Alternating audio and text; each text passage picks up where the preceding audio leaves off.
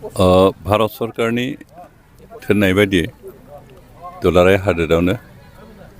पन्चायत लेभेलनिफ्राय जागायजेननानै नेशनेल लेभेलहालागै जानो गोनां जि खेल महारन बिनिनो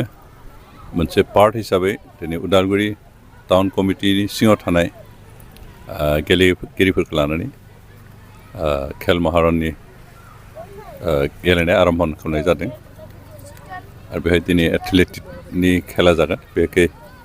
रेस 100 मिटार 200 मिटार 400 मिटार आरो 800 मिटार रेसनि खेला जागोन जोंहा दिनै माबाफ्रा खेलुयै एसे खम जादों बेखै जा इनफरमेसनाव एसे तारिख सारिखौ उल्टा पुल्टा सोलायबाय थानाय जानायखाय इनफरमेसन हरस्लाबनो हायियाव गेलेग्राफोर बारा सफैयाखै खम फैदों जिहेतु साननै जागोन दिनै फैयाखैबाबो गाबोन आसा खालामदों गोबां प्लेयार ओंखारफैगोन दिनै उदालगुरि टाउनाव बेखिनिखौ आरम्भ खालामनाय जाबाय आरो बेहाय जोंनि गभर्नमेन्टनिफ्राय बे खेलाखौ दैदेननो थाखाय जोंनि सार्कल अफिसार दायित्व दं आरो बिथांनि सहकर्मिफोर दं आरो जोंहा टाउन कमिटिनि चेयारमेन बिथांमोना दं बिथांमोननि नेतृत्वआवनो बे खेला दैदेननाय जानाय जागोन आसा खालामदों जे बे खेलाखौ उद्देश्य खालामनायनि बेखौ फाथिनायनि एकमात्र थांखियानो जाबाय जोंनि गामि ओनसोलफ्राव बा तृणमूल पर्यायाव जोंनि जेफोर गेलेगिरि बिथांमोननि जिथु टेलेन्ट बेखौ नागिरनानै दिहुननाय आरो बिथांमोनखौ गेलेनो स्कप होनाय बिनि गेजेरजों सेलेक्ट खालामनानै फारियै constituency level district level state level आरो नेसनेल लेभेलाव सेलेक्ट खालामनानै दैथायहरनायनि मोनसे थांखि दं आरो जों आसा खालामदों बेबायदि तृणमूल पर्यायाव अनुस्थान गेलेनाय जिथु बादायलायनाय बेखौ लाङै लाङै बिनि गेजेरजोंनो जों नेसनेल लेभेल बा स्टेट लेभेलनि प्लेयार दिहुननो हागोन आरो सरकार बिनि थाखाय दायित्व लादों जों आसा खालामदों बे साक्सेस जागोन आरो साक्सेस जायोब्ला जोंनि गामि ओनसोलाव गोग्लैसोनानै थानाय जिफोर स्पर्ट्स टेलेन्ट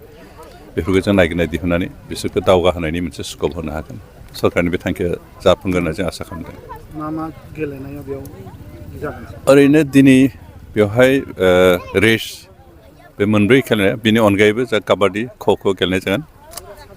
बिनिफ्राय गुबुन गुबुन जायगाफोर दा फुटबल भलिबलबो जादों हयथ' नैबेयावहाय टाउनखौ माबानि आन्दाराव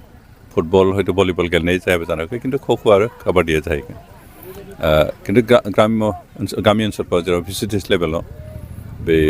रेसनि अनगायैबो ख' आरो काबादिनि अनगायैबो फुटबलनि बादायलायनाय जादों फ्राय भिसिटिस लेभेलाव जा एथलेटिक बादायलायनाय जोबखांबाय दा फुटबल दिनै जादों आरो हयथ' गाबोनबो जाबावनो हागौ जोंहा गासैबो भिसिटिसआव जादों जोंहा माबायाव बिटिसि ओनसोलाव गासै 420 भिसिडिसि दं आरो बे 420 भिसिडिसिआव गासैबो खेला जागासिनो दं आरो जों आसा खालामदों बे टाइमलि फोजोबनानै जोंनि गामि ओनसोलाव गोग्लैसोनाय बेस्ट प्लेयारफोरखौ जों सिनायथि खालामना दिहुननो हागोन आरो बिनि गेजेरजों जोंनि ओनसोलाव मोनसे गेलेनायनि परिबेस जों लाबोनो हागोन उदालगुरि मिउनिसिपाल बर्डनि सिङाव थानाय जेसेबां वार्ड दङ आरो टाउनाव थानाय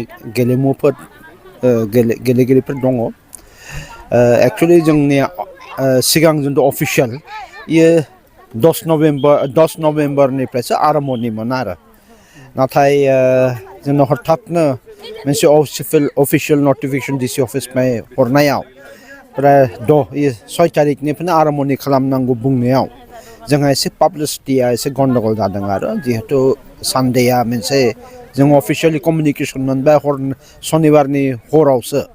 ओमफ्राय मैया थांबाय रबिबार सानडे सानडेयाव जोङो कमिउनिकेट खालामनो थाखाय जोंहा एसे उसुबिदा जाहैदों आरो जाबा बे जों ओरैनो एथलेटिक्सखौ साननैनि हाबाफारि लानानै जों खालामदों आरो जिहेतु दिनै प्लेयार्सफोरा गेलेनो इच्छुक माने गेलेयारिफोरा खबरखौ मोजाङैनो मोनाखिसै हिसाबै जों आखा खालामदों गाबोन जिहेतु जों उदालगुरि मिउनिसिपाल बर्डनि आन्दाराव थानाय जेसेबां स्कुल दङ बे स्कुलखौ जोङो इतिमयधे जों इनफरमेसन जों हरखाबाय आरो जों सानो वार्डनिफ्राय लानानै मिउनिसिपालिटि एरियानि स्कुलफोरनिफ्राय ओमफ्राय जुनियर कलेजनिफ्राय जथेस्थ' पार्टिसिपेन्ट गेलेमुफोरा गाबोन उपस्थित जाहैगोन जोंहा 11 तारिखलागै जोंहा सोलिगोन एथलेटिक्सखौ जों साननैनि हाबाफारि लादों 6 and 7 6 आरो 7 तारिख 8 तारिखआव जों लादों भलिबल